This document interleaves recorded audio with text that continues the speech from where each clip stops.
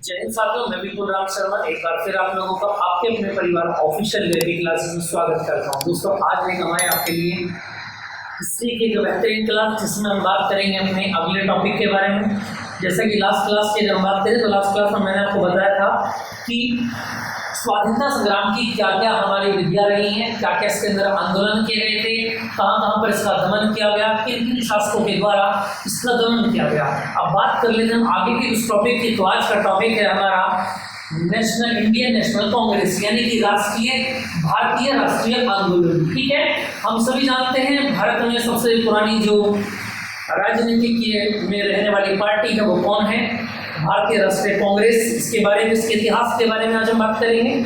यहाँ पे किस तरह की क्वेरी हमारे क्वेश्चन में बनने वाली है, ठीक है, उसके बारे में आज पढ़ने वाले हैं। चलिए दोस्तों, बात करते हैं आज के बारे में। तो देखिए, आज के अगर क्लास की हम बात करें तो बात कर लेते हैं सबसे पहले भारतीय राष्ट्रीय कांग्रेस की। इसकी बात करेंगे भारतीय राष्ट्रीय कांग्रेस। क्या शुरू से इसका नाम यही रहा? नहीं, शुरू से इसका नाम ये नहीं रहा, ये बाद में जाके बदलाव किया गया। ठीक है दोस्तों, अब बात कर लेते हैं कहाँ से इसकी बात स्टार्ट हुई, कितने चरण इसके ऊपर बनाए गए। सबसे अच्छा यहाँ से सवाल जो आता है, मैं सीधे पॉइंट के ऊपर बात करने वाला हूँ क्योंकि कम टाइम हमारे पास बचा है, तो सीधे एग्जैक्ट अब अपने क्वेश्चंस की ऊपर बात करते हैं। यहाँ से ज़्यादातर सवाल जो पूछे जाते हैं वो ये पूछे जाते हैं कि भारतीय राष्ट्रीय कांग्रेस के प्रथम चरण का क्या कार्यकाल रहा, द्वितीय चरण का क्या कार्यकाल रहा, या तृतीय चरण का क्या टाइमिंग रहा। ठीक है, 3 चरण भारतीय राष्ट्रीय कांग्रेस के हुए थे। तो इनके बारे में अगर हम बात करें, देखेंगे ध्यान से आप। अगर हम बात करें फर्स्ट चरण की, तो प्रथम चरण की अगर मैं बात करूं तो 1885 में स्थापना की गई थी और ये कब तक चला था? 1905 तक ये भैया चरण चला था। इसको आप नोट करके बहुत अच्छे से लिखेंगे, समझ में आ रही है बात। बात कर लेते आगे चरण नंबर 2 की, तो याद रखेंगे अब सेकंड चरण जो था, तो याद रखेंगे 1905 से 1919 तक चला। ठीक है, अब इन 2 चरणों के बाद की अगर हम बात करें तो यहाँ पर एंट्री हुई थी गांधी जी की। समझ में आ रही है बात? गांधी जी वापस आ गए थे, जहां पर भी गए थे घूमने के लिए नहीं, अपनी पढ़ाई करने के लिए गए थे, तो पढ़ाई कंप्लीट करके वापस आ गए थे। उसके बारे में अगर हम बात करें तो 1919 से, तो ये बात याद रहेगी 1947 तक ये कार्यकाल था। ठीक है, और इसी काल को क्या कहा जाता है? गांधी युग भी कहा जाता है। क्यों? क्योंकि इस काल में इस पूरे की पूरी पार्टी की जो डोर थी वो किसके हाथ में थी? गांधी जी के हाथ में थी, तो इसलिए इसका नाम क्या पड़ गया दोस्तों? गांधी युग पड़ गया। यहाँ से बहुत अच्छे सवाल बनते हैं, इसलिए मैं सीधे पॉइंट के ऊपर बात आपको बता रहा हूँ। तो फिर दोबारा से ध्यान रखेंगे कि भारतीय राष्ट्रीय कांग्रेस के 3 चरण हुए, जिनमें से प्रथम चरण की अगर मैं बात करूँ दोस्तों तो 1885 से 1905। हैंड टू हैंड आपको बात याद हो जानी चाहिए, फिर ध्यान रखेंगे, घर से कोई काम आपको मिलने वाला नहीं है, बाकी सब्जेक्ट्स पर आप फोकस करेंगे। तो प्रथम चरण की अगर मैं बात करूं तो 1885 से 1905। द्वितीय चरण की अगर मैं बात करूं दोस्तों तो 1905 से 1919 तक ये चलता है, और हम जानते हैं 1919 के बाद 1947 में हम आजाद हो गए थे। तो 1947 तक ये तीसरा चरण चलने वाला है, जिसकी बागडोर किसके हाथ में थी? याद रखेंगे, राष्ट्रपिता महात्मा गांधी जी के हाथ में इसकी बागडोर रही, और इसी कारण इस युग को क्या कहा गया? गांधी युग कहा गया। इतनी बात को आप याद रखेंगे। चलिए आगे की बात कर लेते हैं। अब बात कर लेते हैं इंडियन नेशनल कांग्रेस के बारे में। ये चरण बिल्कुल अलग टॉपिक था।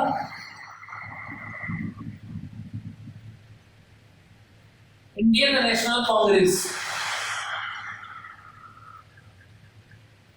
अब मैं याद रखना जहां पर भी आईएनसी बोलूंगा तो याद रखना इंडियन नेशनल कांग्रेस की बात कर रहे हैं। क्लियर बात समझ में आ रही है? चलिए आगे की बात कर लेते हैं। इसको कब स्टेबल किया गया? इसका स्थापना दिवस तो याद रखेंगे 28 दिसंबर 1885। समझ में आ रही है बात भैया? 28 दिसंबर 1885। अब आप कहेंगे इस समय तो भैया जी इस समय तो अंग्रेजों का काल ही चल रहा था, 1857 के बाद ही तो आएगा 1885, है ना दोस्तों? तो 1857 में आप जानते हैं क्या हुआ था? जड़ें हिल गई थी। अंग्रेजों को समझ में आ गया था कि अब फूट डालनी पड़ेगी इनके बीच में, हथियारों के जोर पर ये डरने वाले नहीं है। क्यों? क्योंकि जो बंदूक हम चलाते हैं वो इनको भी चलानी आ गई है, जो तोप हमारे पास है अब वो तोप इनके पास भी है। तो इनको अलग अलग करने के लिए इनको धर्मों का आधार का रास्ता चुना और उसी समय बंगाल विभाजन की बात भी हमारे सामने आई। आगे पढ़ेंगे बंगाल विभाजन, फिलहाल हम यहाँ पर फोकस करते हैं। तो इंडियन नेशनल कांग्रेस की स्थापना कब की गई थी? 28 दिसंबर 1885 को की गई थी। और अगर हम बात करें इसके संस्थापक की, तो संस्थापक कौन थे? याद रखेंगे आप, एलन ऑक्टेवियन ह्यूम, इसके फाउंडर थे भैया, संस्थापक आप इनको कह सकते हैं।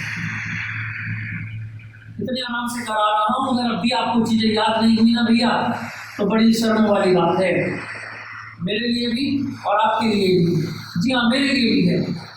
एक शिक्षक टीचर का काम केवल पढ़ा देना नहीं है, आप समझ रहे मेरी बात को। जब तक आप सेटिस्फाई होकर इस वीडियो को, लेक्चर को कंप्लीट नहीं करेंगे और आप सेटिस्फाई नहीं होंगे चीज से कि हाँ हमको ये याद हुई या नहीं, समझ में आ रही है बात। ये नहीं है कि मैंने आपको चका करके खत्म करा दिया और बोल दिया कि घर से याद कर लेना, घर से कोई याद नहीं करता है ना। तो इसलिए आप कोशिश करें, कोशिश नहीं, अब तो एग्जाम आने वाला है तो चीजें आपको तुरंत याद होना चाहिए। याद रखेंगे 1885, ठीक है, 1905 और उसके बाद बात आती है 1919 और फिर 1947। इसके बीच में 3 चरण आपको सेट करने हैं। सबसे आखिरी वाले को गांधी युग कहा गया। इंडियन नेशनल कांग्रेस की स्थापना 28 दिसंबर, फिर याद रखेंगे 28 दिसंबर 1885 को। संस्थापक कौन थे? Allan Octavian Hume. और ये कौन थे? याद रखना भैया, इसको आप याद रखना, ये इटावा के कलेक्टर थे, इटावा के कलेक्टर, याद रखेंगे आप, इटावा के क्या थे? ये कलेक्टर थे। क्लियर बात समझ में आ रही है? ठीक है, चलो अब बात करें इंडियन नेशनल यूनियन कब आया था। तो याद रखना, इन्होंने ही 1884 में इंडियन नेशनल कांग्रेस बनाई थी। 1 साल के बाद, ठीक है, इन्होंने क्या कर दिया, इसका नाम कन्वर्ट कर दिया और क्या बना दिया गया, इसको याद रखना, ये बना दिया गया। ठीक है, चलो क्लियर बात समझ में आ रही है? आगे बात समझ में आई। इंडियन नेशनल यूनियन, बाद में इसको कांग्रेस कहा गया। पहले क्या नाम रखा गया था? 1884 में इंडियन नेशनल यूनियन नाम रखा गया था, याद रखेंगे आप। और 1 साल के बाद 1885 में क्या कह दिया गया, याद रखेंगे आप, इसको बोल दिया गया इंडियन नेशनल कांग्रेस कहा गया। ठीक है बच्चा, चलो आगे की बात कर लेते हैं। अच्छा, जब कांग्रेस की स्थापना हुई तो याद रखना आप, कांग्रेस की स्थापना के समय वायसराय कौन थे?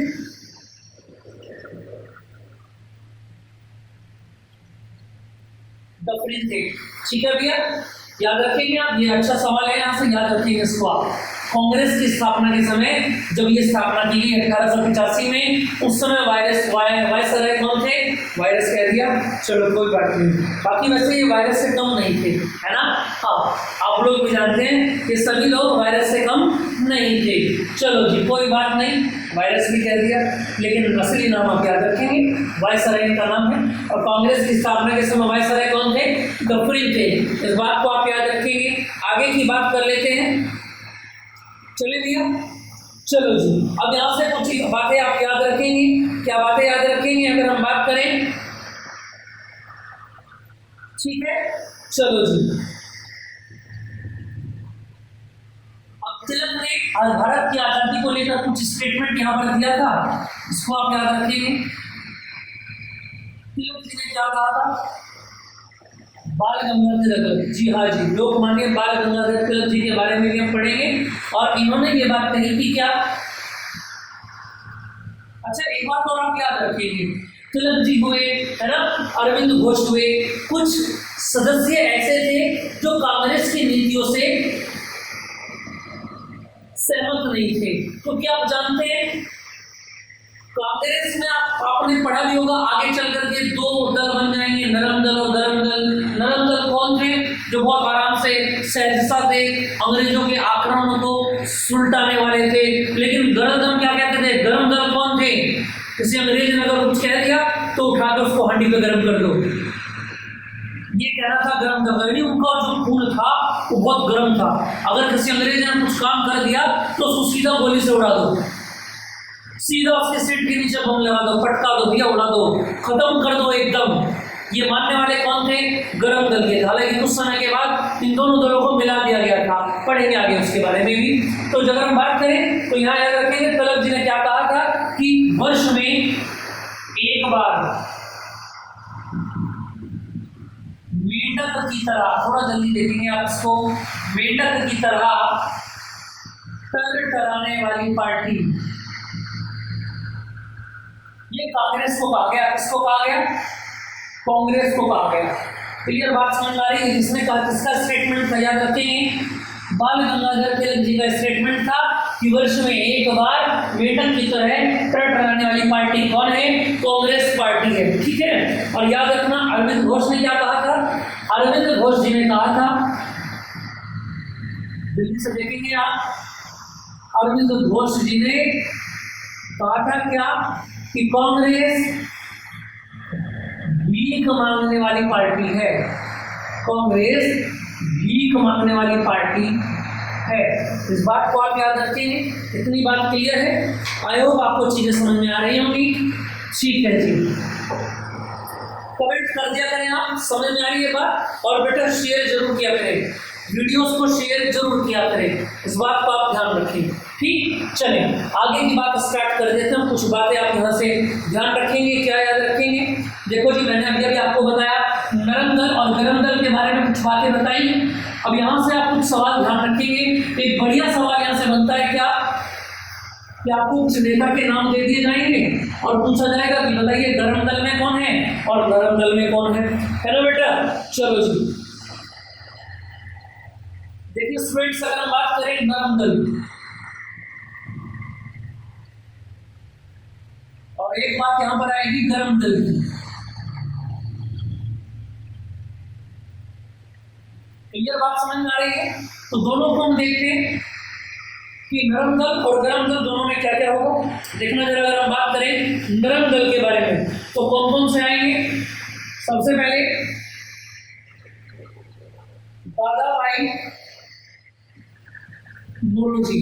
क्लियर बात समझ में आ रही है? इसके बाद याद रखना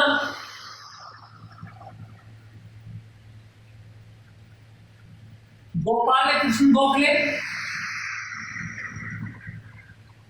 इसके बाद याद रखेंगे रास बिहारी बोस। क्लियर बात समझ में आ रही है? इससे आगे की अगर मैं बात करूं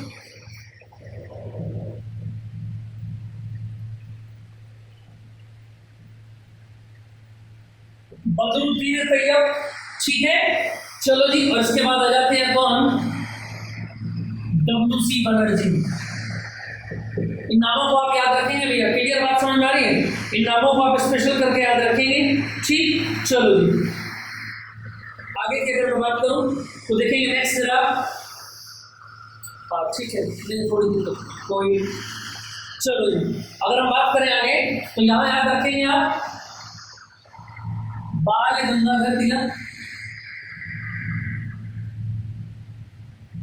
क्लियर बात समझ में आ रही है? और इसके बाद कौन नाम आ जाएगा? याद रखेंगे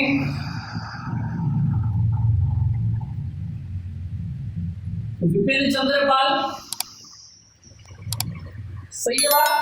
चलो ये नाम आप याद रखेंगे। ठीक है, और एक नाम हम याद रखेंगे लाला लाजपत राय। ठीक है दोस्तों, चलो स्टूडेंट्स, आपको समझ में आ गई कोई बात? ये नाम अपने माइंड में टाइप कर लेना, छाप लेना, क्योंकि यही से क्वेश्चन पूछे जाते हैं। समझ में आ रही है आपको बात? ध्यान देंगे आप। अगर हम बात करें तो गरम दल में कौन कौन आ गया बच्चा? दादा भाई नौरोजी, गोपाल कृष्ण गोखले, ये याद हो जाने चाहिए बिल्कुल, हैंड टू हैंड। फिर दोबारा याद रखेंगे, नरम दल में कौन कौन आ गया? नरम दल में आ गया दादा भाई नौरोजी, और कौन आ जाते हैं? रास बिहारी बोस, गोपाल कृष्ण गोखले, बदरुद्दीन तैयब और डब्ल्यू.सी. बनर्जी। फिर दोबारा याद रखेंगे, दादा भाई नौरोजी, रास बिहारी बोस, गोपाल कृष्ण गोखले, डब्ल्यू.सी. बनर्जी और बदरुद्दीन तैयब। बात करें गरम दल की तो इसमें कौन कौन है? लाला लाजपत राय, बिपिन चंद्र पाल, ठीक है, और बाल गंगाधर तिलक। ये नाम आप याद रखेंगे, आपको याद हो जाने चाहिए एंड टू एंड। चलो जिससे आगे की अगर मैं बात करूं, नेक्स्ट बात कर लेते हैं बच्चा। अब यहां से सवाल बनता है कांग्रेस के अधिवेशन। कांग्रेस के अधिवेशन आज की क्लास में खत्म हो जाएगा कांग्रेस, कल से कुछ और नई बात स्टार्ट कर देंगे, ठीक है। मेडिकल हिस्ट्री को जल्दी से फटाफट एक ही क्लास में मैं उठाऊंगा और एक ही क्लास में उठा पटक कर दूंगा। समझ में आ गई बात? तो तैयार रहिए आगे की क्लासेस के लिए। चले भैया नेक्स्ट बात करते हैं अपना। अब बात कर लेते हैं कांग्रेस के अधिवेशन की।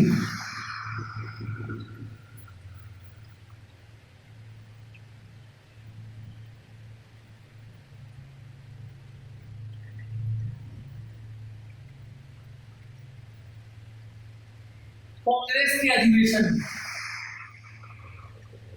वर्ष और इसके बाद यहां पर आप लिखेंगे स्थान क्या क्या है, ठीक है भैया, समझ में आ रही है बात। और फिर इसके अध्यक्ष कौन थे इसको नोट करेंगे आप, यानी किसकी अध्यक्षता किसने की थी, ठीक है, बात समझ आ रही है। चलो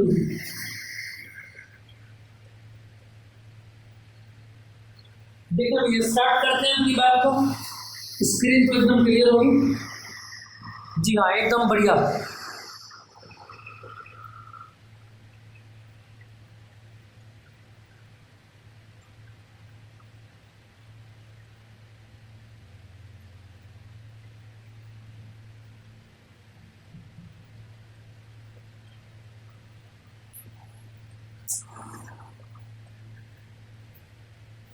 चलिए दोस्तों आगे की बात अगर हम स्टार्ट करें तो ध्यान देंगे आप। सबसे पहले अगर मैं बात करूं 1885 कहां पर होता है स्थान? बंबई। और याद रखना डब्ल्यू.सी. बनर्जी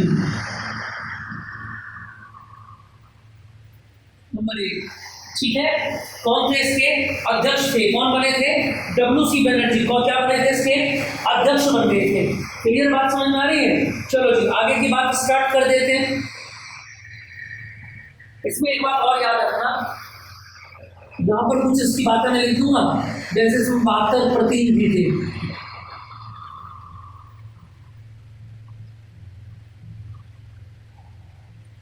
और संस्कृत विश्वविद्यालय की बात इसमें की गई थी, है ना। आप इसको प्रॉपर्टी लिख लें या विशेषता लिख लें, ठीक है, विशेषता डालकर भी आप इसको लिख सकते हैं। आगे की अगर हम बात करें नेक्स्ट तो देखना जरा, देखेंगे जरा इससे आगे की अगर हम बात करें नंबर 2 1886 में कहां पर हुआ था? कलकत्ता में हुआ था। और किसने किया था? याद रखेंगे आप, दादा भाई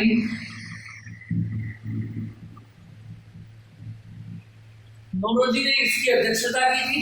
क्लियर बात समझ में आ रही है? ठीक है। और याद रखना कि दादा भाई नौरोजी कौन थे? पहले पारसी अध्यक्ष थे, पहले पारसी अध्यक्ष।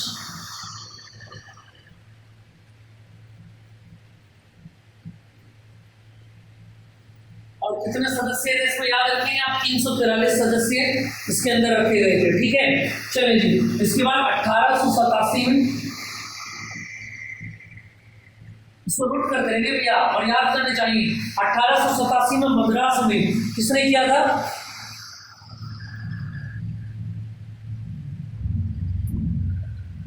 बदरुद्दीन तैयब। इन्होंने किया था, बदरुद्दीन तैयब ने ये अधिवेशन किया था, ठीक है। और याद रखना ये पहले मुसलमान थे, पहले मुस्लिम अध्यक्ष। अब इस नाम से भी आपसे पूछा जा सकता है। क्लियर बात समझ में आ रही है?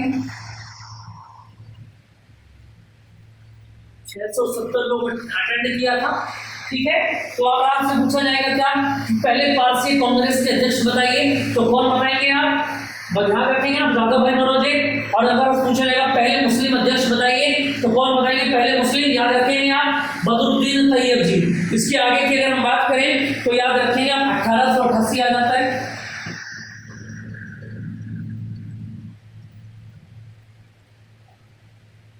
और यहाँ पर नाम पड़ जाता है इलाहाबाद। और इलाहाबाद में कौन थे याद रखेंगे आप,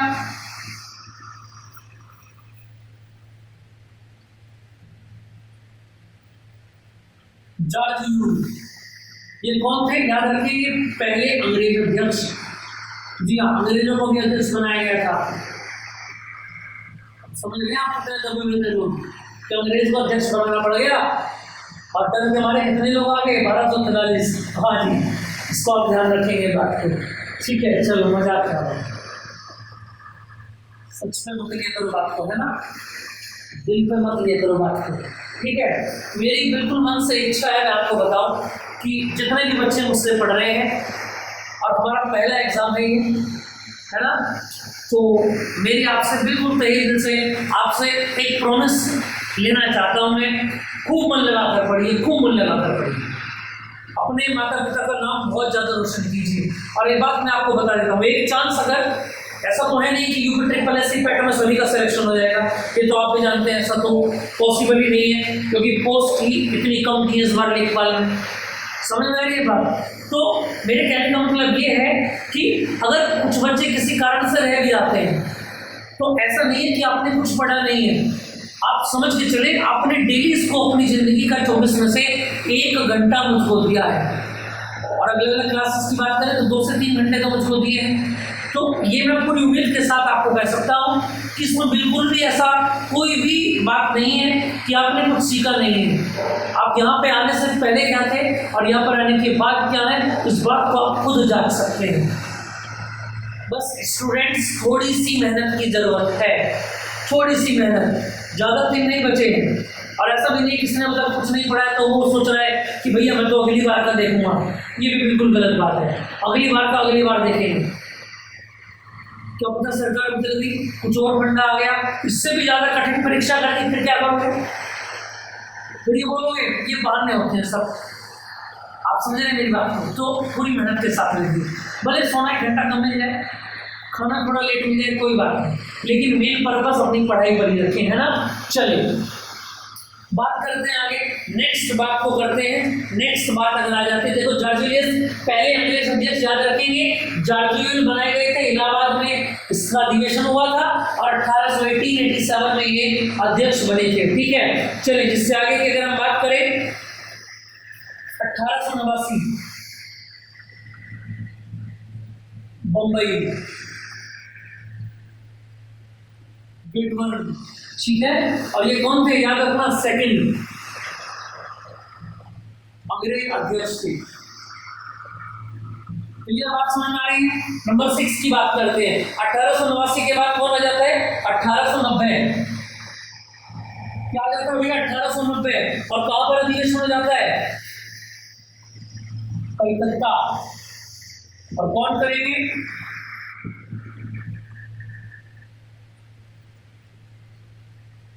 फिरोज शाह मेहता इस अधिवेशन को करेंगे और इसकी इसमें, ठीक है, इसको याद रखिए। चलो जी आगे की बात करते हैं नेक्स्ट, जिसमें कुछ विशेषता होगी मैं आपको बता दूंगा, ठीक है, जिसमें कोई विशेषता होगी मैं आपको बता दूंगा, घबराए नहीं। 1890 के बाद अगर हम बात करें 1896 की अगर हम बात करें तो 96 में कौन आ जाते हैं, कलकत्ता में, फिर दोबारा से कलकत्ता में होगा। और कौन इसके अध्यक्ष रहेंगे,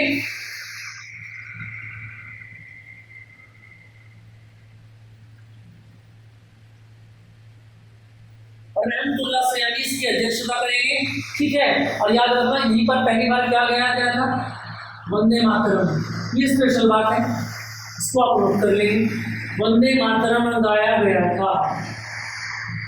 समझ में आ रही है बात? हाँ। नेक्स्ट बात करते हैं 1896 के बाद आ जाता है भैया 1901। और 1901 की अगर मैं बात करूं तो कहां पर हो जाता है, कलकत्ता में, ठीक है। और कौन करेंगे इसकी अध्यक्षता, याद रखेंगे, और ये फेमस क्यों है, गांधी में जब हम पढ़ेंगे महात्मा गांधी जी को तो भी पता ही नहीं।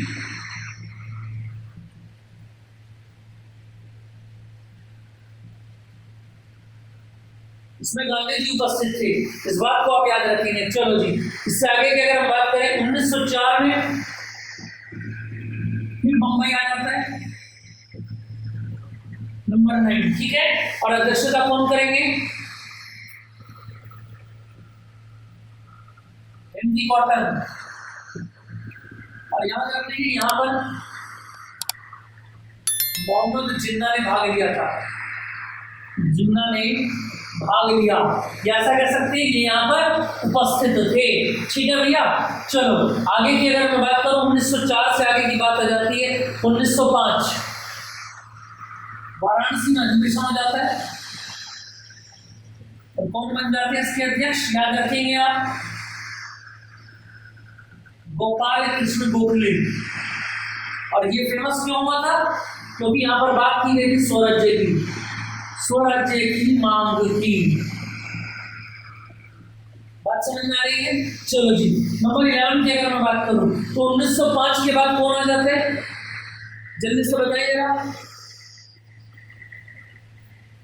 1905 के आगे की अगर मैं बात करूं 1906 कलकत्ता। और फिर दोबारा से कौन आ जाएंगे? याद रखना, नोट करके।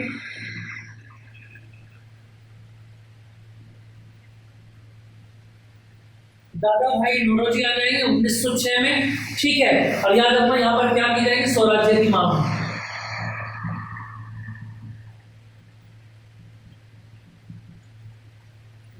दोनों एक जैसे कैसे होंगे? गड़बड़ी की 1905 गोपाल कृष्ण गोखले वाराणसी। हाँ, एक बात को आप यहाँ से बहुत अच्छे से याद रखेंगे। क्या बच्चा? देखिए स्टूडेंट्स, 1905 को 6 केवल 1 साल का अंतर है।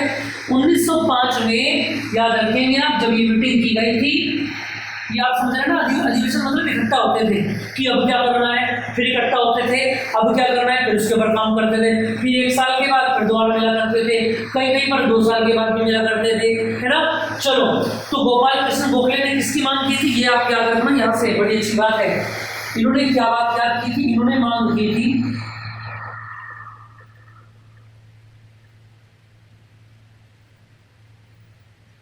गोपाल कृष्ण गोखले ने 1905 में गो स्वराज आंदोलन की मांग की थी और इन्होंने 1906 में किसकी मांग की थी? याद रखेंगे, स्वराज्य की मांग की थी। याद रखना, गोपाल कृष्ण गोखले ने आंदोलन और दादा भाई नौरोजी ने स्वराज्य की मांग की थी डायरेक्ट। चले भैया आगे की बात कर ले। 1907 की अगर मैं बात करूं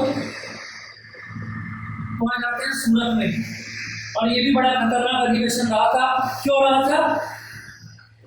1907 में क्या हुआ था? याद रखना, राज बिहारी बोस ने अध्यक्षता की थी और कांग्रेस यहाँ पर 2 हिस्सों में बट गया था। अभी अभी बताया, नरम दल और गरम दल में बट गया। समझ में आ रही है बात या नहीं? समझ में आ रही बात है भैया? जल्दी से बताइए जरा। चलो जी, सारी बातें बढ़िया हैं, आपको क्लियर समझ में आ रहा होगा, पढ़ने में भी मजा आ रहा होगा, है ना दोस्तों। देखिए जरा, अब आप बोलेंगे भैया जी याद कैसे होंगे, हमको ये बताओ, इनको याद करने की ट्रिक बताओ। देखो मैंने बहुत सारी चीज़ें देखी हैं, नोट की हैं, बच्चे ट्रिक की तरफ बहुत बात है। ज्योग्राफी में अगर बात करें तो ज्योग्राफी में भैया ट्रिक बताओ, यहाँ से नदियाँ निकल रही है भैया ट्रिक बताओ, पाकिस्तान से कौन सा लोग भैया ट्रिक बताओ, पंजाब से कौन जाएगा ट्रिक बताओ, कौन से कहाँ पर पेनिनसुला है भैया ट्रिक बताओ। भैया देखो मेरी बात सुनो, जितनी भी आप ट्रिक याद करके जाओगे ना, उतना ही वहाँ पर आपका गड़बड़ होगा, सारा खिचड़ी बन जाएगा। खिचड़ी समझते हो ना, एक ऐसी सब्जी जिसमें सब चीज़ आप मिला सकते हो, आलू टमाटर गोभी सब मिला सकते हो, उसको खिचड़ी बोलते हैं, है ना। चलो तो समझे मेरी बात को, ट्रिक पर ज़्यादा भरोसा ना करें, ये धोखा दे देगी आपको, ये बेवफा है। आप मेरी बात को समझे फिर दोबारा से, ट्रिक क्या है? बेवफा है। और आप जानते हैं बेवफा, है ना, आप तो जानते ही होंगे कैसे भी। चलो, कंपटीशन की तैयारी कर रहे हो और बेवफा ना जानते हो, ऐसा तो हो ही नहीं सकता, है ना। चलो हाँ, आप सब चीज़ों से निकल कर आए हो, ठीक है। एक बच्चा बोल रहा था कि हाँ जी हम भी बिहारी बनेंगे। बिहारी या तो क्या करता है, या तो गैंगस्टर बनेगा, या फिर क्या करेगा, या तो गैंगस्टर बन जाएगा, या फिर क्या बन जाएगा, IAS बन जाएगा, UPSC क्लियर करेगा। चलो ऐसा ना हो आप कहीं के ना रह पाए, है ना, अपनी पढ़ाई पर ध्यान दो। चलो जी, इतनी बात क्लियर है, आपको समझ में आ रहा है या नहीं आ रहा है? अब अच्छा एक बच्चे का कमेंट आया था मेरे पास कि व्हाट्सएप पे आया था, पता नहीं व्हाट्सएप पे था या FB पे था, कि भैया जी आप बहुत धीरे धीरे पढ़ाते हैं, बहुत स्लो स्लो करके पढ़ाते हैं, है ना। तो भैया आपके फ़ोन में आपने देखा होगा स्पीड का वॉल्यूम होता है, उसको आप तेज कर सकते हैं, हो सकता है आपका टाइम बच जाए और उस बचाए हुए टाइम को आप कुछ और पढ़ लें, होता है ऐसा। लेकिन मुझको सब बच्चों का ध्यान रखना पड़ता है, आप एक बात समझ लीजिए, है ना। मुझको केवल इन बच्चों का ध्यान नहीं देना है। आपका सब कुछ बच्चे ऐसे होंगे जो पहली बार कांग्रेस नहीं पढ़ रहे होंगे, लेकिन उन्होंने काफ़ी बार कांग्रेस पढ़ी होगी। अब मैं ये नहीं बोल रहा हूँ आपसे कि मैं कुछ अलग पढ़ा रहा हूँ, लेकिन मेरी बात मान के चलें कि जो चीज़ें मैं आपको लिखा रहा हूँ ना, वहाँ से बहुत ज़्यादा क्वेश्चन पेपर आपका लगने वाला है, ठीक है। बाकी प्रैक्टिस सेट आपका लग गया है, प्रीवियस ईयर भी आप देख रहे हैं, कल ही मैंने प्रीवियस ईयर में क्वेश्चन नंबर 1 आपको कराया था, याद होगा आपको, इल्तुतमिश वाला क्रम से लिखिए, कौन पहले आया था, किसका कार्यकाल पहले पढ़ा। तो यही से सवाल बनकर आने वाले हैं जो मैं आपको करा रहा हूँ। कोई डीप क्वेश्चन नहीं, प्रोसीजर नहीं है कि जो बिल्कुल डीप आपसे पूछा जाएगा, ठीक है। चलो आगे की बात स्टार्ट कर देते हैं। समझ में आ गई बात भैया? 1907 तक का काम हो गया। चलो अब अपने टाइम को कम वेस्ट करते हुए आगे की ओर चल पड़ते हैं। 1907 में भैया सूरत में अधिवेशन हो गया और राष्ट्र बिहारी बोस जी ने क्या कर दिया, इनको 2 हिस्सों में बांट दिया। कितने हिस्सों में बांट दिया? स्पीक किया करें, बोलते रहा करें, वीडियो देखते हुए जो बातें आप, जिन बातों का जवाब आपको याद हो। भाई मैं तो आपको यहाँ बैठकर नहीं देख रहा हूँ, है ना, कि आप क्या पढ़ रहे हैं, क्या बोल रहे हैं। ये तो बस आप आपके कॉन्फिडेंस की बात है कि आप कैसे पढ़ रहे हैं, कितना टाइम आपको चीज़ों को दे रहे हैं। चलिए जी, आगे की अगर हम बात करें तो सूरत हो गया, 2 हिस्सों में बट गया भैया। आगे की बात करते हैं 1917, ठीक है। चलो 1917 से अच्छा 11, अभी तो 11 बचा है, 16 बचा है, इसके बाद देखें 1911 की अगर मैं बात करूँ भैया तो कौन कौन यहाँ पर आ जाएंगे 1911 में, तो याद रखेंगे आप।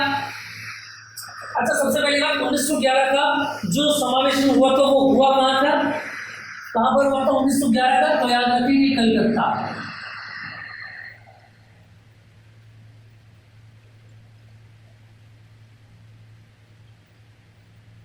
और विश्व नारायण घन जी ने क्या बनाया था, इसकी अध्यक्षता की थी, याद रखेंगे आप। चलो जी 1911 से आगे की अगर हम बात करें, अच्छा ये इंपॉर्टेंट बात है क्या कि यहाँ की जो विशेषता थी वो क्या थी,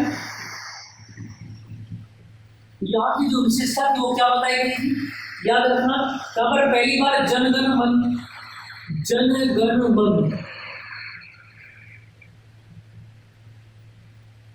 गाया गया था, याद रखेंगे आप, क्या गाया गया था, जनगण मन गाया गया था, ठीक है। चलो 1916 में आ जाते हैं, और 1916 की अगर मैं बात करूं बच्चा तो 1916 में कौन आ जाते हैं, लखनऊ के अंदर आ जाते हैं, ये हाँ अलग अलग जगह घूमता रहेगा, ठीक है। क्लियर बात समझ में आ रही है। और इसकी अध्यक्षता कौन कर लेते हैं, याद रखना, AC मजूमदार। और यहाँ पर एक काम हो जाता है 1916 में, तो याद रखना भैया नरम दल प्लस गरम दल, और याद रखना मुस्लिम लीग, ये तीनों के तीनों क्या हो जाते हैं, याद रखना एकजुट, तीनों के तीनों क्या हो जाते हैं, जुड़ जाते हैं, याद रखेंगे आप। समझ में आ रही है बात तीनों ने, तो याद रखना आप, ठीक है। अब यहाँ से एक सवाल बन जाता है क्या कि कौन से अधिवेशन में अलग अलग हुए थे और कौन से अधिवेशन में जुड़ गए थे, तो याद रखना 1907 में सूरत में जो अधिवेशन हुआ था वहां पर ये 2 हिस्सों में बट गया था 1907 में, और 1916 में लखनऊ अधिवेशन में AC मजूमदार की अध्यक्षता में ये तीनों के तीनों जुड़ करके क्या हो गए थे, एक हो गए थे। आगे की बात कर लेते हैं 1917 कलकत्ता में कौन आ जाती है, एनी बेसेंट, थियोसॉफिकल सोसाइटी याद आ गया होगा, है ना। चलो जी, और ये अब तक की कौन सी, याद रखना पहली महिला अध्यक्ष, ये सवाल भी पूछा जाता है क्या, पहली महिला अध्यक्ष। क्लियर है बात? चलो जी, इससे आगे की बात कर लेते हैं 1918। और 1918 में कहाँ पहुंच जाते हैं? दिल्ली में। कौन पहुंच जाते हैं दिल्ली? अगर हम बात करें तो याद रखना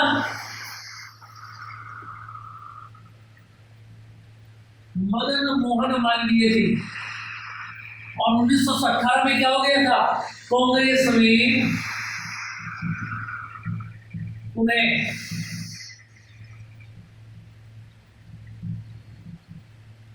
फूट पड़ गई थी। क्या पड़ गई थी? फूट पड़ गई थी 1918 में। क्लियर बात समझ में आ रही है? चलो जी, 1920 की अगर हम बात करें तो कहां पर अधिवेशन हो जाता है? नागपुर में। और कौन कर देते हैं? याद रखना, वीर राहत।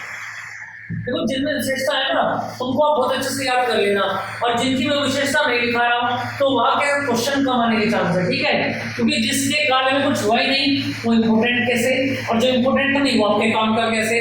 चलिए जरा आगे की बात कर लेते हैं। नेक्स्ट की अगर मैं बात करूं 1920 में फिर दोबारा अधिवेशन हुआ था कलकत्ता में। याद रखना 1920 में 2 बार अधिवेशन हुआ। ठीक है, और याद रखना यहाँ पर क्या रखा गया था? गांधी जी ने असहयोग आंदोलन 1920 में स्टार्ट किया था ना, आज याद रखिए। आंदोलन का क्या रखा था भैया? प्रस्ताव रखा। आगे की बात समझ में? चलो जी, ठीक है। और अगर बात करें इसकी अध्यक्षता किसने की थी तो याद रखना अध्यक्ष कौन थे इस समय? लाजपत राय। ठीक है भैया। चलो 1920 से आगे की अगर हम बात करें 1923। और 1923 में कौन बन जाएगा यहाँ पर? याद रखना जंग की अगर बात करें काकीनाडा। और मोहम्मद अली कौन क्या करेंगे? इसकी अध्यक्षता करेंगे। चलो जी, इससे आगे की अगर मैं बात करूं तो याद रखना 1923 आ जाता है। और 1923 में फिर दोबारा ये अधिवेशन होगा। ठीक है, और ये कहां पर होगा? दिल्ली के अंदर होगा। और याद रखना अब्दुल कलाम इसकी अध्यक्षता करेंगे। अब्दुल कलाम जी क्या करेंगे? इसकी अध्यक्षता करेंगे।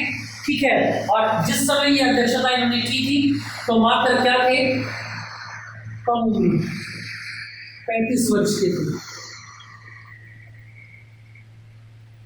याद रखना कांग्रेस के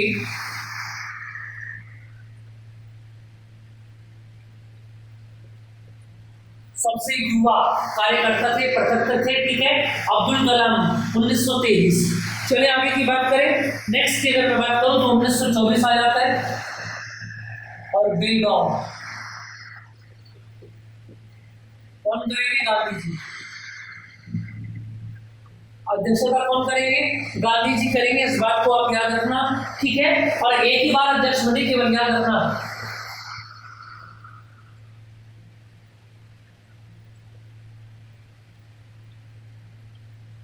केवल एक बार अध्यक्ष बने। क्लियर बात समझ में आ रही है? चले आगे की बात कर लेते हैं। 1923 के बाद 1925 आ जाता है। और 25 में कहां पर आ जाता है? कानपुर में। समझ में आ रही है बात? और कानपुर में कहां पर स्टार्ट कर देते हैं भैया? याद रखना सरोजिनी नायडू जी इसकी अध्यक्षता करेंगे। सरोजिनी नायडू जी इसकी अध्यक्षता करेंगे। ठीक है, और याद रखना ये प्रथम महिला तो थी लेकिन अब भारतीय महिला अध्यक्ष बनी थी। ठीक है स्टूडेंट्स, आपको चीजें समझ में आ रही होंगी। आपको डेली इनको पढ़ना है बेटा। देखो बच्चों, आप डेली जब चीजों को देखेंगे ना, भूल रहे हैं कोई बात नहीं, सारे याद नहीं करें। देखो सबका माइंड अलग अलग तरीके से काम करता है, आप भी ये बात जानते हैं। आपको सारी चीजें याद नहीं हो रही, कोई बात नहीं, आप एक काम कर सकते हैं। आप अपने पहले माइंड की कैपेसिटी देखें कि आप कितनी देर में चीजों को याद कर पा रहे हैं, है ना। मान लिया आप केवल 10 चीजें याद रख पा रहे हैं तो आप केवल 10 इसमें से 1 से लेकर 10 तक पे क्लिक लगा दें कि भैया हम इनको याद करेंगे केवल। उसके बाद कुछ मैथ्स की प्रैक्टिस कर लें, कुछ और चीजें देख लें। इंग्लिश तो आपके 5 नंबर की आ रही है, नहीं भी पढ़ोगे कोई दिक्कत नहीं है। गद्यांश देख सकते हैं आप, मैथ्स में 5-6 चैप्टर आ रहे हैं केवल, उनको आप अच्छे से और रिवाइज इंप्रूवमेंट कर सकते हैं, हिस्ट्री रिवाइज कर सकते हैं, ज्योग्राफी रिवाइज कर सकते हैं, थोड़ा सा रूटीन चेंज हो जाता है ना। फिर दोबारा से फिर अगले 10 पकड़ लें, ऐसे ही कुछ और पढ़ लें थोड़ी देर, फिर अगले 10 पकड़ लें, ऐसे 10-10 करके आप याद करेंगे तो आपको चीज़ें याद हो जाएंगी, है ना। और मन में ठान के चलेंगे तो चीज़ें याद होंगी, और आप बार बार ये कहेंगे भैया भूल गए भैया कर दिया पाएगा। जब तक आप अपने अंदर से चीज़ों को याद करना स्टार्ट नहीं करेंगे तब तक भैया मैं नहीं, कोई भी आपको याद नहीं करा पाएगा। ये बात आप याद रखना बच्चा। देखें जरा आगे आते हैं। चलो स्टूडेंट्स, 1925 हमारा हो गया। अब बात कर लेते हैं आगे 1926।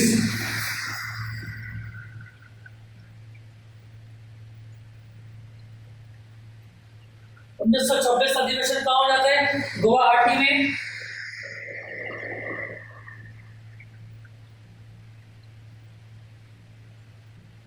और याद रखना कौन से अध्यक्ष थे इनके? श्रीनिवास अयंगर। ठीक है, क्लियर बात समझ में आ रही है? चलो जी, इससे आगे की बात स्टार्ट कर देते हैं। नेक्स्ट की अगर मैं बात करूं 1929, और कहां पर हुआ था? लाहौर में। ठीक है भैया, और लाहौर में किन्होंने किया था? याद रखना, पंडित नेहरू जी ने, जवाहरलाल नेहरू जी ने। और क्या कहा था यहाँ पर कि भैया पूर्ण स्वराज्य चाहिए, पूर्ण स्वराज्य की मांग इन्होंने रखी थी। क्लियर बात समझ में आ गई? चलो 1929 से आगे की बात करें। अब एक बात याद रखना, क्या अगर हम बात करें 1931 की, अगर मैं बात करूं, देखिए नेक्स्ट की अगर मैं बात करूं 1931 में कराची, 1931 में कहा जाता है अधिवेशन?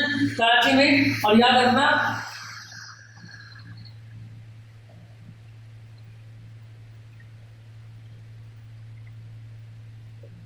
सरदार वल्लभ भाई पटेल क्या करेंगे? इसका अधिवेशन की सदस्यता करेंगे।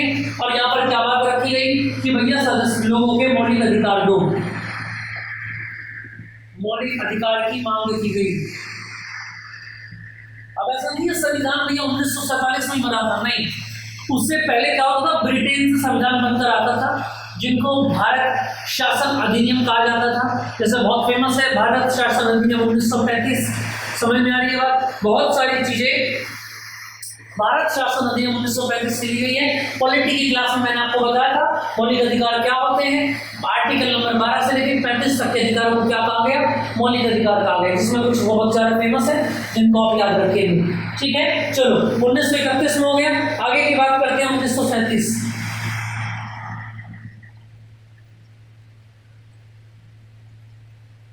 और भैया 1937 में आ जाते हैं फैजपुर। कहां पर आ जाते हैं? फैजपुर। ठीक है, ये कहां पर पड़ता है? बंगाल में पड़ता है। और पंडित नेहरू जी ने इसकी सदस्यता की थी। ठीक है, 1937 के बाद 1938 आ जाता है।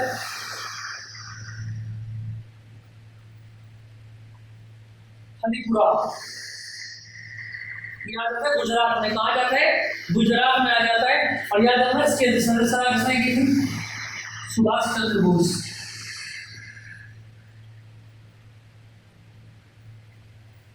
आगे की बात समझ में? इतनी बात क्लियर है?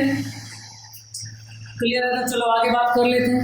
अच्छा, अब एक बात यहाँ से एक बात याद रखेंगे आप, क्या देखो, अब याद रखना 1931 से और 35 तक कोई अधिवेशन नहीं हुआ था। जैसे अगर बात करें 31 और 37, 31 से 35 के बीच में कोई अधिवेशन नहीं, बस ये हुआ था केवल 31 से 37 के बीच में कितने आए?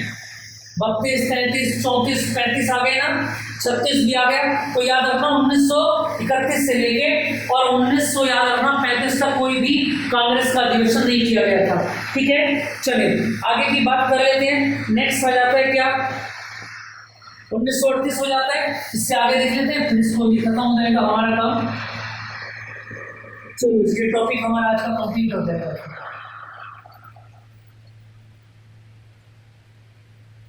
इसको नोट करके आप लिख लेंगे कि भैया 31 से लेकर 35 तक कोई भी अधिवेशन नहीं किया गया था। ठीक है, चलो जी आगे की बात कर लेते हैं। 1939,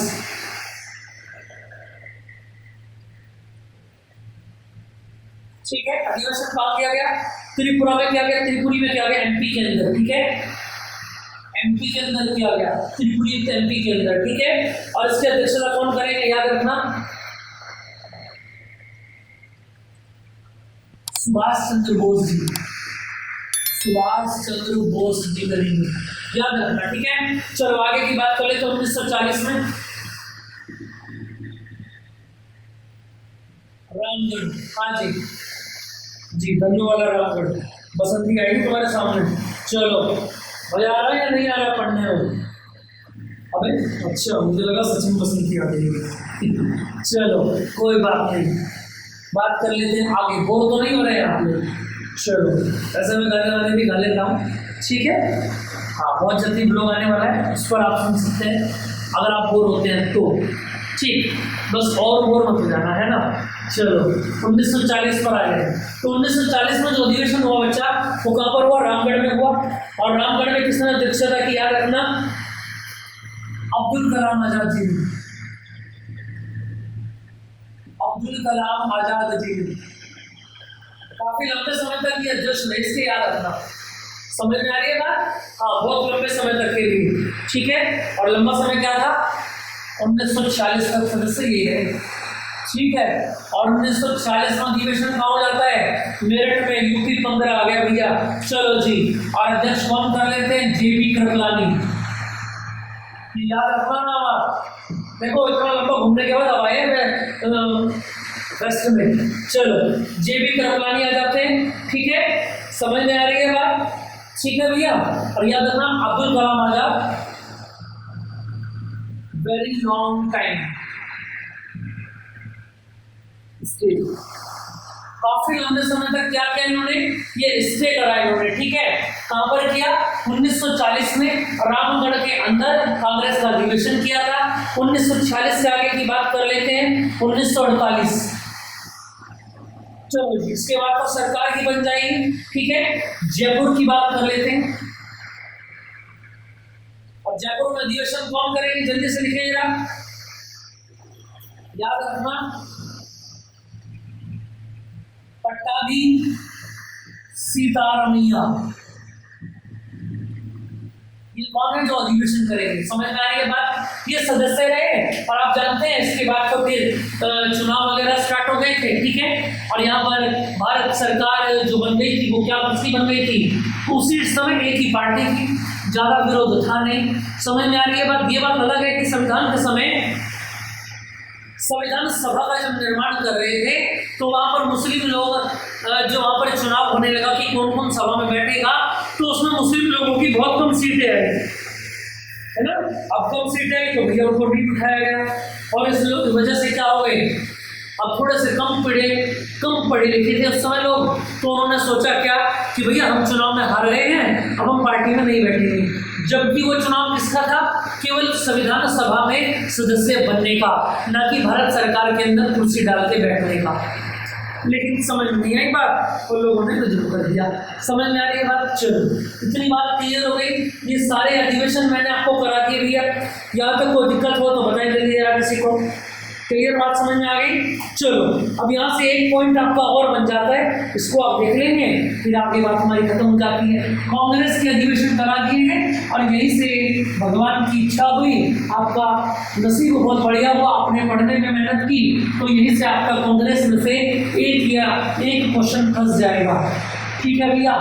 हाँ जी भैया, 5 ही सवाल आने हैं, तो एक ही फंसेंगे। ऐसा मैं कह दूं कि मैंने आज जो पढ़ाया इसमें से 2 टॉपिक आ जाएंगे, और आप बहुत अच्छे तरीके से रट लें, और पेपर आने के बाद फिर मुझको गाली दें, ऐसा नहीं होगा, ठीक है। 5 ही तो आ रहे हैं, तो एक टॉपिक में से एक ही क्वेश्चन लगेगा जहाँ तक अगर हम बात करें, ठीक है। चलो जी आगे की बात स्टार्ट कर लेते हैं। चलिए जरा नेक्स्ट बात आ जाती है क्या? बंगाल विभाजन की। बंगाल विभाजन हुआ भी, लेकिन दोबारा से इसको क्या कर दिया गया? जोड़ दिया गया। लेकिन इस बंगाल विभाजन ने सबसे बड़ा जो काम किया वो क्या था? सबसे बड़ा जो काम किया वो ये था कि भारत के समाज के लोगों को, क्योंकि आप जानते हैं अंग्रेजों ने मसाले जो स्टार्ट किए थे वो व्यापार के उद्देश्य से बंगाल में एंट्री की थी, है ना, साउथ में नहीं जा पाए थे, वेस्ट में नहीं जा पाए थे, बंगाल से उन्होंने एंट्री स्टार्ट की और उसी को अपना गढ़ बना लिया। समझ में आ रही है बात। अब यहाँ से क्या हुआ दोस्तों, बंगाल में उन्होंने देखा कि भैया 1857 के बाद क्या हो गया कि भैया 1857 के बाद क्या हो गया कि भैया लोग तो बंदूक में तोपे चलाने सीख गए, अब ये बंदूकों से रुकने वाले नहीं है। अब एक काम करो, इनको समाज के अंदर बांट दो, डिवाइड कर दो हिंदुओं और मुस्लिमों में। ठीक है भैया, उन्होंने इस रणनीति को बनाया और याद रखिए 20 जुलाई 1905 को इसका निर्माण किया गया, बंगाल विभाजन का निर्माण किया गया। समझ में आ रही है बात। और लागू कब किया गया,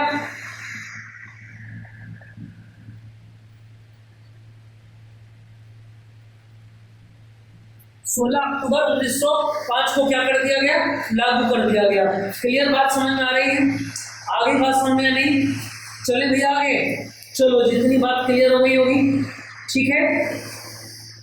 और वापस कब ले लिया गया,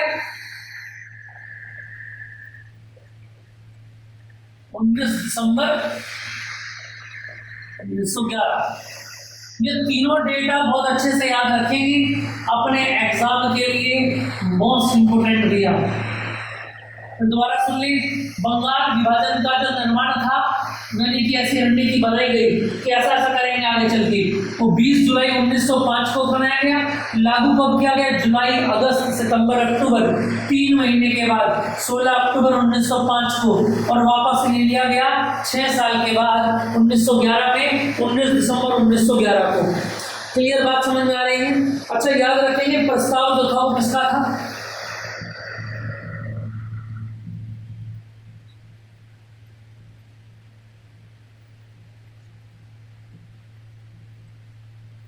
एंड्रयूज फिशर का था। किसका था ये प्रस्ताव, एंड्रयूज फिशर का था। ठीक है, एंड्रयूज फिशर का ये प्रस्ताव था कि ऐसा करेंगे भैया, ठीक है। और इनके दिमाग में किसने डाली थी ये बात,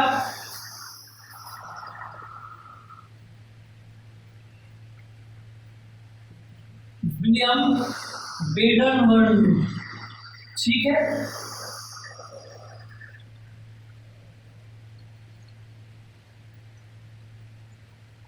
निर्माता कौन थे, ठीक है, दिमाग में जिन्हें इन्होंने इसके दिमाग में डाला था बात को बना के फेजर के बात में, ठीक है। तो सही तरीके से तो निर्माता बेडन हुए।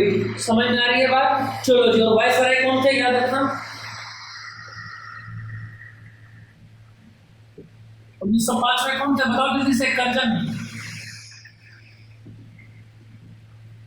कौन थे, करजन थे। क्लियर बात समझ में आ रही है। चलो जी, ठीक है। और याद रखना विद्रोह करने के लिए बुलाया गया था किसको, कार्लाइल को। विद्रोह के लिए ब्रिटेन से किसको बुलाया था,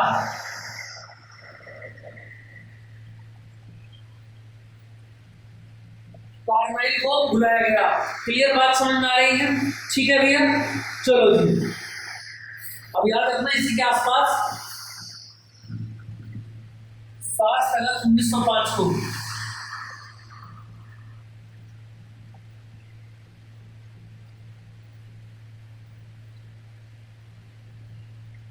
भारतीय स्वदेशी आंदोलन भी स्टार्ट कर दिया गया।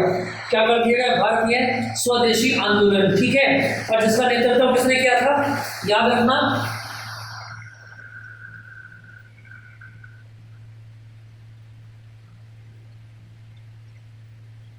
सुरेंद्र नाथ बनर्जी ने क्या कहते हैं इसका नेतृत्व किया था, ठीक है। और आनंद मोहन बोस ने साथ में मिलते।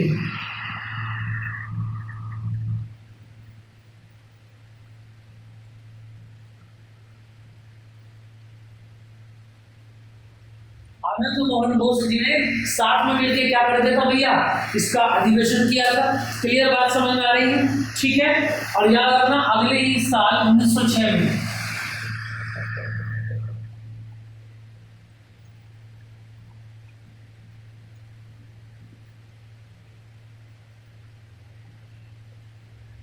बैठक नहीं लिखेंगे, गठन लिखेंगे। मुस्लिम लीग का क्या कर दिया गया, याद रखिए, अब गठन बना दिया गया कि मुसलमानों के लिए भी भैया ये फैसले लेंगे। और कौन कौन थे इसमें याद रखना, फाउंडर कौन थे,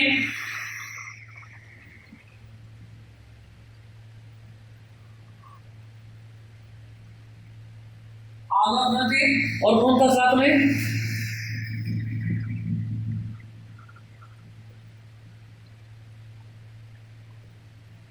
सलीमुल्लाह खां।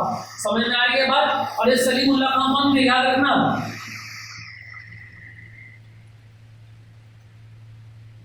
बाबर के नवाब थे। क्लियर बात समझ में आ रही भैया। चले आगे, चलो जी आगे बात समझ में। और मुस्लिम लीग की अगर बात करें तो उसके अध्यक्ष कौन कौन थे, याद रखना,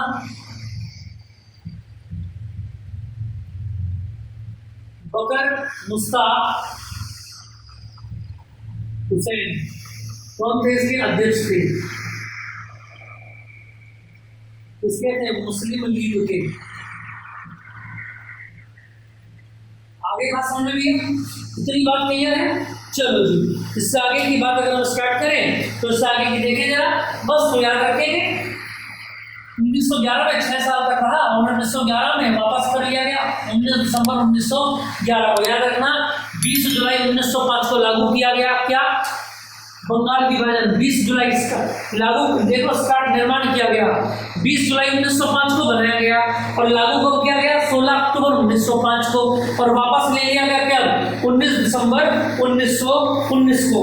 इतनी बात समझ आ रही है आपको, यहाँ तक की बात क्लियर है। एक बार फिर दोबारा से ध्यान देंगे भैया, ये बहुत इंपॉर्टेंट टॉपिक मैं आपको करा रहा हूँ, बंगाल विभाजन, और यहाँ से एग्जाम में क्वेश्चन बनने के चांस पूरे पूरे हैं, मेरा ये वादा है। ठीक है, तो याद रखना बंगाल विभाजन के समय प्रस्ताव किसने दिया था, एंड्रूज फ्रेजर ने दिया था।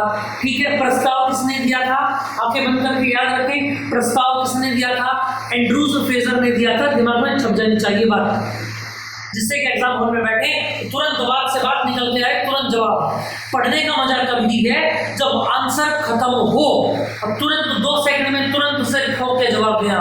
जैसे मैंने पूछा क्या कि बताइए प्रस्ताव किसने दिया बंगाल विभाजन, तो आप क्या बताएंगे, एंड्रूज फ्रेजर ने प्रस्ताव दिया। निर्माता कौन थे, विलियम वेडरबर्न थे। निर्माता कौन थे, विलियम वेडरबर्न थे। फिर दोबारा याद रखेंगे आप, बंगाल विभाजन का प्रस्ताव किसने दिया था, एंड्रूज फ्रेजर ने दिया था। बंगाल विभाजन का प्रस्ताव किसने दिया था, एंड्रूज फ्रेजर ने दिया था। याद रखेंगे, वायसराय कौन थे, कर्जन थे। कौन थे, वायसराय कौन थे, कर्जन थे। निर्माता कौन थे, विलियम वेडरबर्न। याद रखना, निर्माता कौन थे, जिनके दिमाग में ये बात आई थी, विलियम वेडरबर्न। प्रस्ताव किसने दिया था, एंड्रूज फ्रेजर ने दिया था। वायसराय कौन थे, कर्जन थे।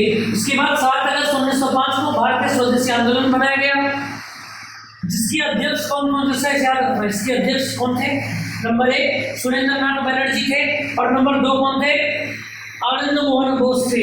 इस बात को आप याद रखेंगे। ठीक, चलो आगे की बात कर देते हैं। 1906 में धीरे धीरे और जाके भी आने लगी और यहाँ पर स्टार्ट हो गया क्या, मुस्लिम लीग का गठन बना दिया गया कि मुस्लिमों के वृद्धि और विकास के लिए जो भी फैसले लेंगे वो ये कमेटी लेगी, या आप अगर कोई सुझाव देंगे तो उस कमेटी का समझौता किससे करना पड़ेगा, मुस्लिम लीग से आपको करना पड़ेगा, वरना आप तैयार है ना आपके विरोध में उतरने के लिए। तो अगर मुस्लिम लीग के फाउंडर कौन कौन थे अगर हम बात करें, आगा खां और कौन थे, सलीमुल्लाह खां। इन्होंने एक ही मिट्टी के जनक कहा जाता था। क्या कहा जाता था, एक ही मिट्टी के जनक, आगा खां और सलीमुल्लाह खां। सलीमुल्लाह खां कौन थे, ढाका के नवाब थे। इतनी बात क्लियर होगी, आपको बात समझ में आ रही है। आई होप आपको हमारी ये क्लास बहुत बढ़िया समझ में आ रही होगी दोस्तों। ठीक है, और बस मैंने यही चाहता हूँ, मैंने आपको बताया ना, मजा तभी है जब आप लोग मिलने आए और एक बढ़िया सा फंक्शन आप लोगों के लिए रखें, बाकी सभी बच्चों को भी बुलाएं, एक बढ़िया सा मीटअप रखें। लेकिन मीटअप रखने में तभी मजा है जब आप एक बढ़िया रैंक निकाल कर लेके आए। समझ में आप देखो दोस्तों, याद रखना, एक टीचर आपको केवल रास्ता दिखा सकता है और रास्ते की दुविधा आपको बता सकता है, किस रास्ते में ये चीज़ें आपको मिलेंगी, आप ये पहन कर ले जाए, ये चीज़ें साथ में लेकर के जाए। बाकी रास्ते पर चलेंगे आप ही। और ऐसा भी हो सकता है जितनी कठिन समस्याएं प्रॉब्लम्स हमने आपको बताई हैं किस रास्ते पे आगे चल करके आने वाली है, इस वृद्धि और विकास के रास्ते पर, उससे कई गुना ज्यादा समस्याएं आपको मिलेगी। आगे बात समझ में, लेकिन डरना नहीं है, घबराना नहीं है, और अपने माँ बाप का जो विश्वास हमारे कंधों पर रखा है उसको कभी झुके नहीं देना है।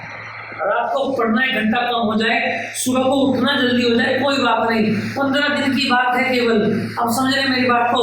15 दिन के बाद खूब सोना, खूब टांग के टांग रख के वेब सीरीज देखना, खूब स्टेटमेंट देखना, खूब यूट्यूब चलाना, खूब गेम्स खेलना, कोई मना नहीं करेगा। सिर्फ ये 15 दिन मुझको दे दो कालिया। समझ में आ रही बात है? नहीं क्लियर बात समझ में आ रही है तो दोस्तों कमेंट जरूर करें आपको हमारी क्लासेस कैसी लग रही हैं। मिलते हैं नेक्स्ट क्लास में एक बढ़िया से कंटेंट के साथ, और कंटेंट आप जरूर लिखा करें आपको क्या चाहिए। ठीक है, जय हिंद, जय भारत।